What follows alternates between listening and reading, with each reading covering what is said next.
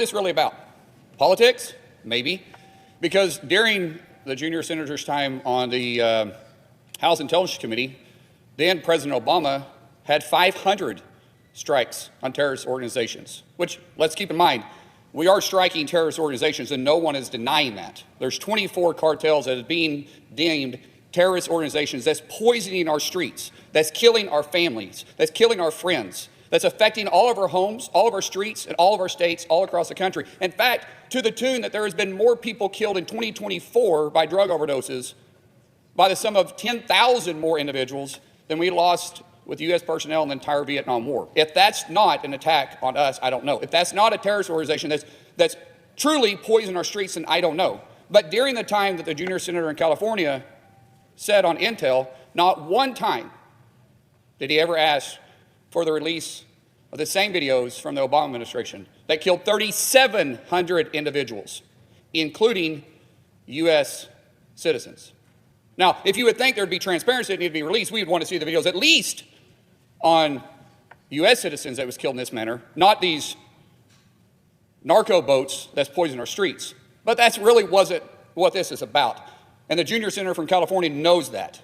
This is all about politics.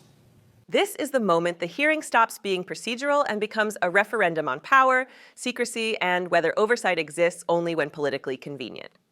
It frames the battle as transparency versus control, and that is deeply viral.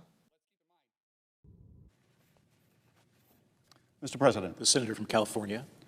In a moment, I'm going to ask this body to pass legislation requiring the Department of Defense to show Congress and the American people the September 2nd video of strikes that killed 2 survivors on a shipwrecked vessel after the administration's first strike disabled the craft. The American people deserve to see this video and to witness what is being done in their name. The administration has proudly published the footage of countless other strikes, including the first one from the very same day, believing it could do so without compromising any sources or methods used by our military or intelligence services. This false footage should be no different. Since the beginning of this campaign of unauthorized strikes against boats in the Caribbean and Eastern Pacific, there's been one key feature from this administration, an eagerness to push out the videos of these attacks. We first learned about these strikes when video of an attack was published by the President of the United States, who posted the video of it on his social media. That was video of the first strike on September 2nd. And in the strikes since, strikes that have killed nearly 100 people in the last few months, the attacks have been announced to the world by the President and the Secretary of Defense, posting videos of them on their social media. And last week, we saw the administration distribute lengthy footage of the seizure of an oil tanker off the coast of Venezuela. So why not release the video of the second strike that the administration ordered on September 2nd? Why is the administration hiding it behind closed doors, sharing it with only a small handful of members, and leaving the rest of Congress and the country in the dark? What is it about the killing of these 2 survivors that the administration is unwilling to let the people see? The legality of the entire campaign of striking these boats and killing those on board, rather than interdicting and arresting them, has been called into serious question. An attack on shipwrecked sailors is expressly prohibited by the laws of war. The rationale for hiding this video seems far less about any nebulous claim of the need to protect sources or methods, and far more about protecting the administration from accountability and oversight. What we're watching here isn't simply a request for video disclosure. It's a direct challenge to whether the government can selectively reveal evidence only when it serves its narrative. This matters because democratic legitimacy relies on equal transparency, not curated transparency. If institutions can hide inconvenient footage, it raises fundamental questions about who controls truth, who decides what the public is allowed to know, and whether elected leaders are willing to be accountable when the evidence is uncomfortable. That the American people demand. This legislation is simple. Make this video available, first, in full and without edits, to all members of Congress. And then if there is any legitimate basis to be concerned with the revelation of some source, method, modus operandi, or technology that isn't already apparent with the eager release of all the other videos, make it public with proper redaction. Surely, the same people who help scrub and declassify every other video the Pentagon has publicly posted can be enlisted to do the same for this one. Or is the so-called most transparent administration in history afraid of what this video would show? Would it show a clear violation of the laws of war, which use the killing of shipwrecked combatants as the textbook definition of illegal use of force. The truth on this is going to come out. We know that it will. Let it be now. We already know from the reports of our colleagues who have seen the video what it shows. A first strike on a boat, and a short while later, a second strike on the disabled wreckage of the boat, and 2 survivors, killing them. Now, I should make clear, none of these strikes is lawful because these targets are not combatants. There is no imminent threat of invasion, and there is no legal authorization in the United States or international law for the use of military force for drug interdiction alone. We have condemned campaigns of extrajudicial killings in other countries that have done so to allegedly combat the drug trade, like the Philippines under Duterte, and we must not engage in that conduct here. But the second strike on September 2nd compounds the illegality. It flies directly in the face of laws and values. This shifts the stakes from politics to principle. When the question becomes whether government actions align with law and core values, secrecy becomes more than procedural. It becomes a threat to institutional credibility. If evidence reveals actions that contradict stated policy or legal frameworks, withholding it erodes trust not only in leadership, but in the system meant to restrain power. Transparency here isn't symbolic. It's the difference between a republic governed by oversight and a government governed by convenience. That underpin the U.S. military. So I ask my colleagues to support this bill, allow this legislation to pass, and ensure that we are not hiding information from the American people. After all, the President of the United States said he was fine with releasing the footage. Whatever they have, he said, we'd certainly release, no problem. It's time we hold the President to his promise to be transparent with the American people. Our service members and their families deserve nothing less. Right now, we have a massive military force in the region. We have killed almost 100 people. We are beginning a blockade of a country with which we are not at war and with which the American people do not want us to go to war. Not over regime change, as despicable as the Maduro regime is. The American people do not want to go to war over regime change, which is apparently the real objective here. We should pass a war powers resolution to make clear that Congress does not support a military campaign that may draw us into another endless war or destabilize the region. And we can start by releasing the video of one deadly strike already undertaken, but the evidence of which has been withheld from the American people. I urge passage of this bill. And so, as if in legislative session, and notwithstanding Rule 22, I ask unanimous consent that the Senate proceed to the immediate consideration of the bill at the desk to require the release of video strikes conducted on September 2nd, 2025, against designated terrorist organizations in the area of responsibility of the U.S. Southern Command, that the bill be considered, read 3 times, and passed, and the motion to reconsider be considered, made, and laid upon the table. Is there an objection? Mr. President, The senator from Oklahoma. I reserve the right to object. Mr. President, the junior senator from California knows good and well what classifications mean, because he sat 15 years on the House Intelligence Committee until his clearance was pulled in 2023. He understands classifications. He understands when certain things can be exposed and certain things cannot because of the sensitivities of it. He also understands that committees of jurisdiction are privileged with the correct clearance to be able to watch this video, because the junior senator from California stated that himself. It has been shown to not a partisan, but a bipartisan group of individuals that do have the accurate oversight and clearances to watch it. Now, what is this really about? Politics? Maybe.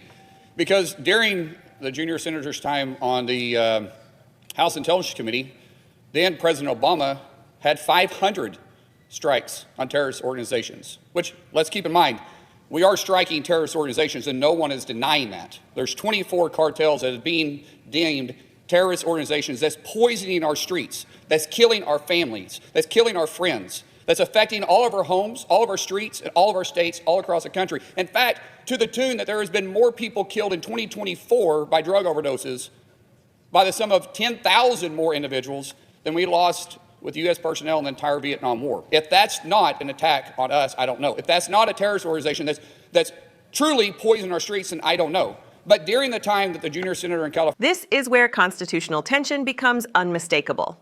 Instead of defending a principled case for secrecy with clear justification, the objection leans on character attacks and partisan framing. That reveals something deeper.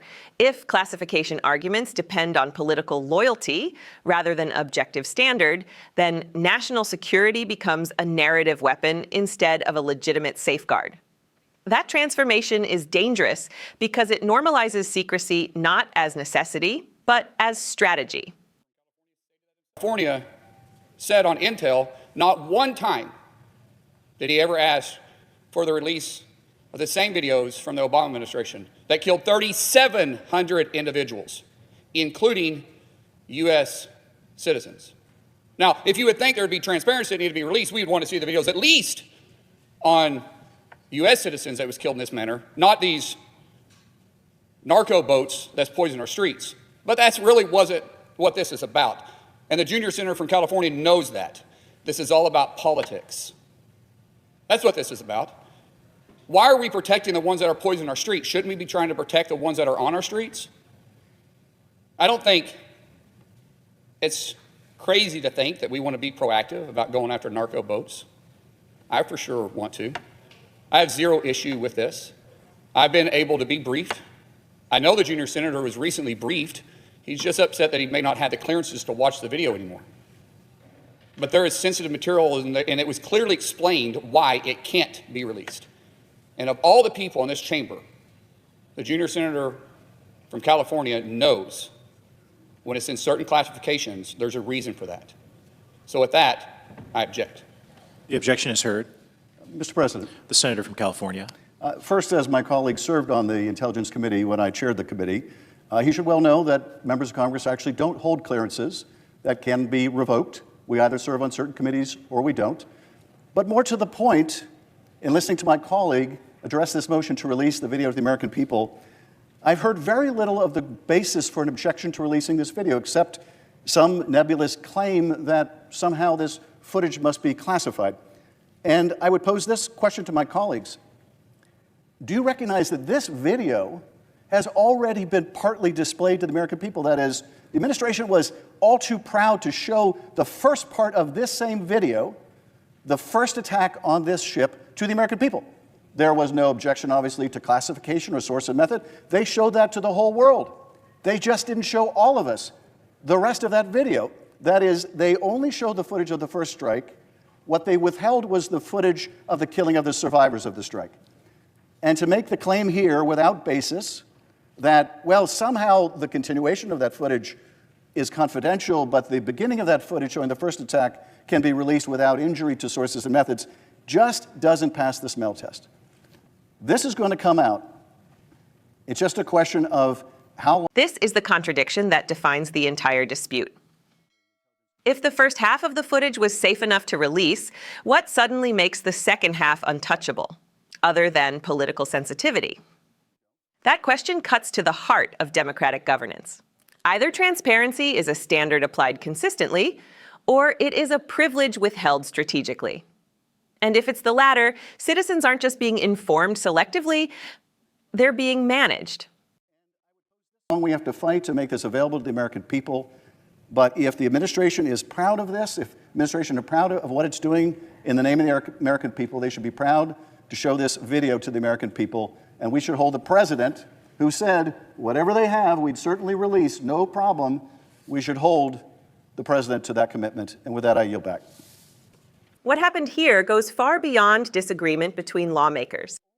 This confrontation forces a deeper question. Do our institutions believe accountability strengthens democracy, or do they treat it as a threat when truth becomes inconvenient?